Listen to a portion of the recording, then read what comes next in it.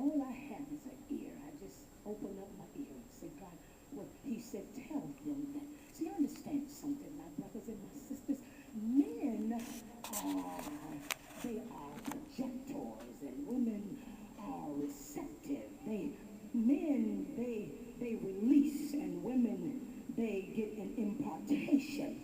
And I said to the Lord, and sitting here, and I was looking out there at all of my sisters and all of you all looking so beautiful and so wanting God to give you that answer. And then the Lord began to say to me, look at your own life. And I had to start looking at myself. He said, you're a sister, and you're attractive, and yes, people come after you. And God began to say to me, he said, you know why there's more pain for women that are single than it is for men? He said, because according to the Old Testament, men, after they project themselves and they get a release, what they lost is strength. So every time they sleep with a woman and that woman is not their wife, they're losing strength. But see, every time a man sleeps with us, we're getting a deposit. Now let me help you with something. See, understand something. If in fact that the scripture lets us know that marriage is not going to the courthouse and standing in front of the altar. Our mates are chosen in the spirit realm. And I don't know about y'all, but when I got my divorce, I went to court, and the judge said to me, he said, was this marriage consummated? And you know, me being slow, and from the get-go, I leaned over to my lawyer. I said, that's a big word. What does that mean? He said, it means, did you have sex with the man? And I said, well, yes, I did. He said, then it was consummated, which means it doesn't matter that you got a piece of paper. Once you have had sex with a man, then what happens according to the realm of the spirit of that man steps in your body.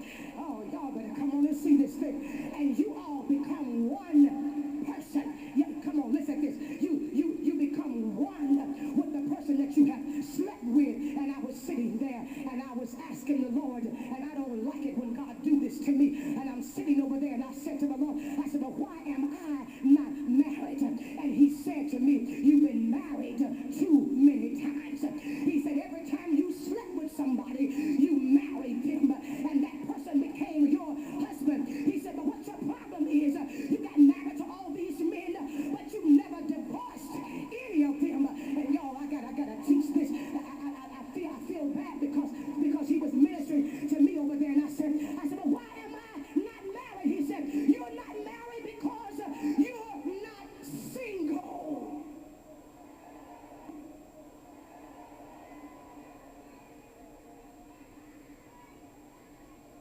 I said, but wait a minute. They said to me, Brother Ernie, that when you by yourself, this is a singles conference.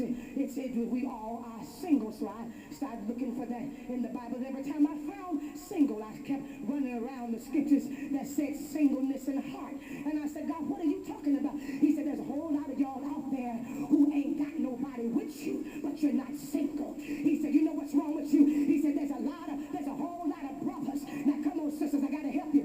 Honey, Willie and George and James and Tony, they all still in you. You ain't single. And that's why your mate that God has for you cannot be joined to you, because when he does, ain't no room for him. In order for God to bring somebody else in your life, there's got to be room for that person in your life. You're not single yet. You still are attached. Can I just teach this? Well, what do you mean I'm attached? What do you mean I'm attached? What do you mean? Well, I can only talk about myself when I say that I am attached. When I went out of town places, Bishop, and I've seen my old flings and people, you know, that you done really shown up had and you say speaking in tongues and on fire for the Lord and loving Jesus, and when you see him, something jump in you and you start feeling a little, and God begin to say it ain't gone. He's still in there. Oh, come on here, look at this. No, his spirit is still in you. See,